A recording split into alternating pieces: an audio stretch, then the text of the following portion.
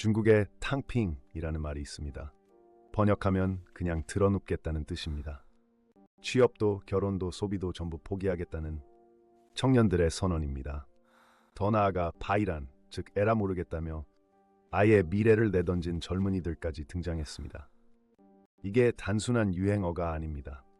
중국 대졸자 수는 매년 1,100만 명을 넘고 그중 상당수가 일자리를 찾지 못합니다. 그런데 여기서 충격적인 사실이 하나 있습니다. 이들이 드러눕기로 결정한 이유가 단순한 의지 부족이 아니라는 겁니다. 정부 정책이 직접 그 일자리를 없앴습니다. 오늘은 중국 내부에서 어떤 구조적 함정이 작동 중인지, 이게 한국 수출과 내 투자에 어떤 경로로 영향을 미치는지, 그리고 지금 당장 취할 수 있는 실전 대응법에 대해 알아보겠습니다. 청년들이 드러누운 그 이유가 자산을 흔드는 신호탄이었습니다. 중국에서 지금 이상한 일이 벌어지고 있습니다. 대학 졸업장을 손에 쥔 20대 청년이 취업 원서 대신 빗자루를 잡습니다. 부모님 대신 밥을 짓고 청소를 하고 장을 봐주면서 매달 일정 금액을 받습니다. 공식 직업명은 없습니다. 사람들은 이걸 전업자녀라고 부릅니다.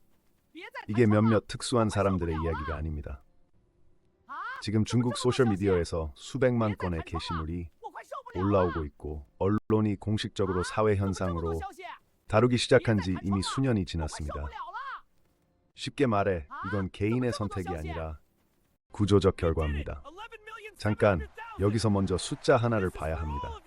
2024년 기준 중국에서 대학을 졸업한 사람의 수가 약 1,170만 명입니다. 우리나라 인구의 약 4분의 1에 해당하는 인원이 단 1년 만에 졸업장을 들고 사회에 나온 겁니다. 그런데 그 사람들을 받아줄 일자리가 충분하지 않습니다. 중국 정부가 공식으로 발표한 청년 실업률은 2023년 기준 최고 21.3%까지 치솟았습니다. 5명 중 1명이 일자리가 없다는 뜻입니다. 그런데 이 수치조차 중국 당국이 발표를 한동안 중단했었습니다. 숫자가 너무 나빠지자 통계 자체를 멈춰버린 겁니다. 숫자를 지운다고 진실이 사라질까요? 발표가 멈추면 실상은 더 심각하다고 봐야 합니다. 비공식 추산으로는 실질적인 청년 실업자가 1억 명에 가깝다는 분석도 있습니다. 1억 명이라는 숫자가 감이 잘 안 오신다면 이렇게 생각하시면 됩니다. 독일 전체 인구와 맞먹는 숫자의 청년들이 일을 하지 못하고 있는 겁니다. 그런데 왜 이렇게 됐을까요? 이 사람들이 정말 게으른 걸까요? 아니면 우리가 모르는 더 큰 문제가 있는 걸까요? 여기서 반전이 하나 있습니다. 이 청년들 상당수는 게으른 사람들이 아닙니다. 오히려 공부를 열심히 한 사람들입니다. 중국에는 쿵샹화라는 말이 있습니다. 공허하게 방황하는 고학력자라는 뜻입니다. 대학원까지 나왔는데 갈 곳이 없는 사람들을 가리킵니다. 이 사람들이 부모 집으로 돌아가 전업자녀가 되는 겁니다. 부모 입장에서는 어떨까요? 어렵게 공부시킨 자녀가 집에 있는 게 속이 타지만 그렇다고 내보낼 수도 없습니다. 그래서 생활비 명목으로 매달 일정 금액을 줍니다. 자녀는 그걸 받고 집안일을 합니다. 일종의 비공식 고용계약이 가족 안에서 이루어지는 겁니다.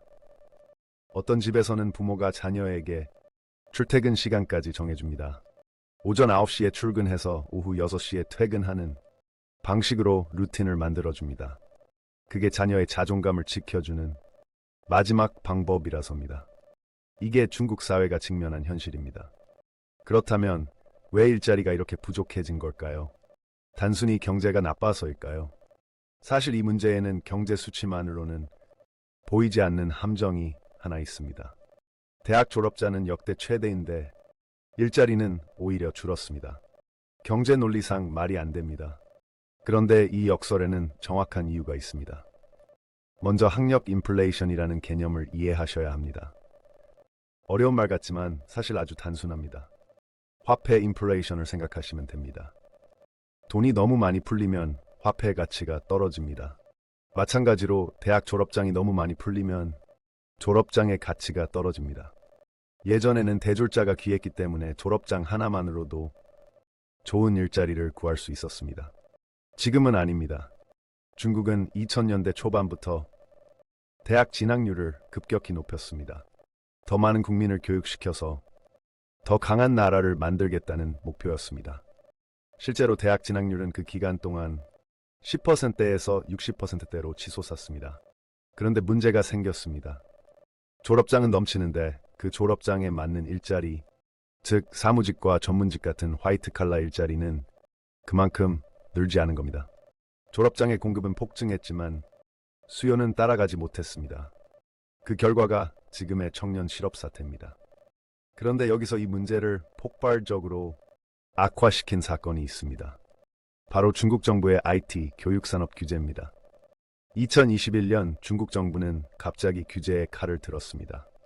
알리바바, 텐센트, 디디 같은 대형 IT 기업들에 수십조 원의 벌금을 부과하고 사업을 강제로 축소시켰습니다.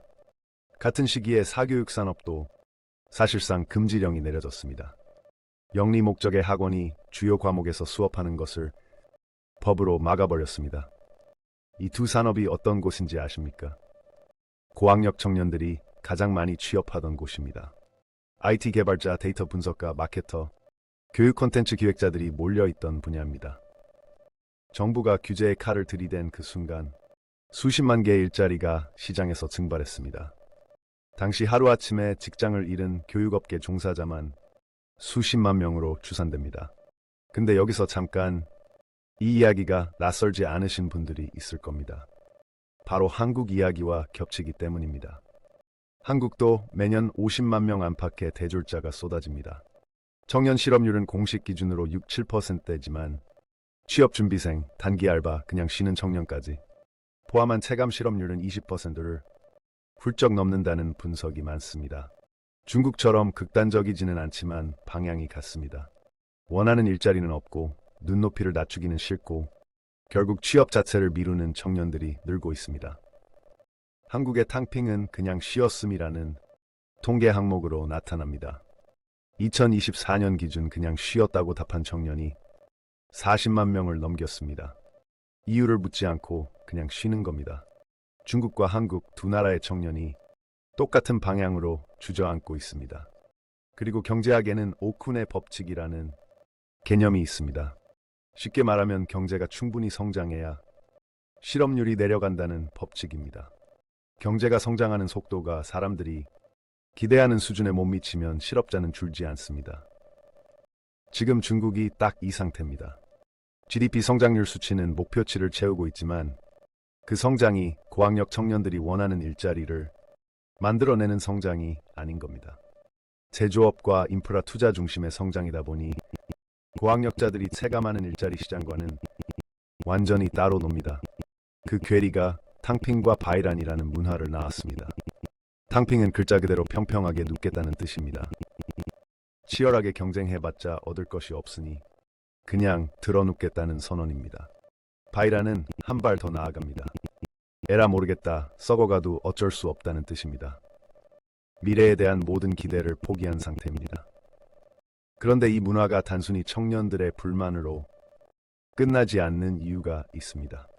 소비도 줄이고 결혼도 안 하고 아이도 낳지 않겠다는 선언이기 때문입니다.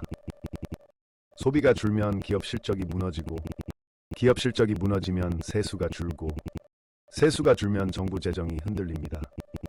그리고 지금 중국 정부 재정에는 이미 빨간불이 켜지기 시작했습니다. 부동산 시장 붕괴가 그 도화선입니다. 중국 지방정부 재정의 상당 부분은 땅을 팔아서 충당합니다. 그런데 부동산 시장이 무너지면서 땅이 팔리지 않습니다. 헝다, 비구이위안 같은 대형 부동산 기업들이 줄줄이 디폴트, 즉 빚을 못 갚는 상황에 처했습니다. 이게 단순한 기업 부도가 아닙니다. 중국 GDP의 약 25% 차지하던 부동산 산업이 흔들리는 겁니다. 여기서 많은 분들이 궁금해하시는 질문이 하나 나옵니다. 중국이 혹시 IMF 구제금융을 받는 상황까지 갈 수 있을까요? 결론부터 말씀드리면 가능성은 낮지만 완전히 배제할 수 없습니다. 중국은 세계 최대 외환 보유국입니다. 달러 자산을 3조 달러 이상 보유하고 있습니다. 이 규모면 단기 외채 위기는 충분히 막을 수 있습니다. 그래서 1997년 한국처럼 외환이 바닥나서 IMF에 손을 벌리는 시나리오는 현실적이지 않습니다. 그러나 문제는 외환이 아니라 내부 부채입니다. 지방정부 부채, 부동산 기업 부채, 가계 부채가 동시에 터지는 복합 부채 위기. 시나리오는 전혀 다른 이야기입니다. 이걸 경제학자들은 일본식 장기 침체와 비교합니다. 1990년대 일본이 부동산 버블이 꺼지면서 잃어버린 30년으로 빠져든 것처럼 중국도 비슷한 경로를 걸을 수 있다는 겁니다. IMF 구제금융은 아니지만 성장이 멈추고 소비가 얼어붙는 구조적 장기 침체. 어떻게 보면 이쪽이 더 무서운 시나리오입니다. 왜냐하면 단기 위기는 끝이 보이지만 장기 침체는 끝이 안 보이기 때문입니다. 그렇다면 이 상황이 우리 지갑에 어떤 경로로 직접 연결되는지, 그리고 지금 당장 무엇을 바꿔야 하는지. 중국 청년들이 지갑을 닫았습니다. 그게 왜 우리 문제일까요? 경로는 생각보다 직접적입니다. 한국은 수출로 먹고 사는 나라입니다. 그리고 그 수출의 상당 부분이 중국 소비자를 향해 있습니다. 특히 화장품, 패션, 소비재, 모바일 기기 관련 기업들은 중국 내수 소비에 직결돼 있습니다.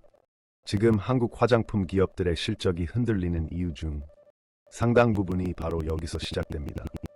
중국 2등 3등 세대가 더 이상 한국 화장품을 안 사는 것이 아니라 살 여력이 없어진 겁니다. 그리고 여기에 한 가지 더 겹치는 문제가 있습니다. 한국 청년들도 소비를 줄이고 있습니다. 그냥 쉬었음. 청년 40만 명은 소비시장에서도 40만 명의 이탈을 의미합니다.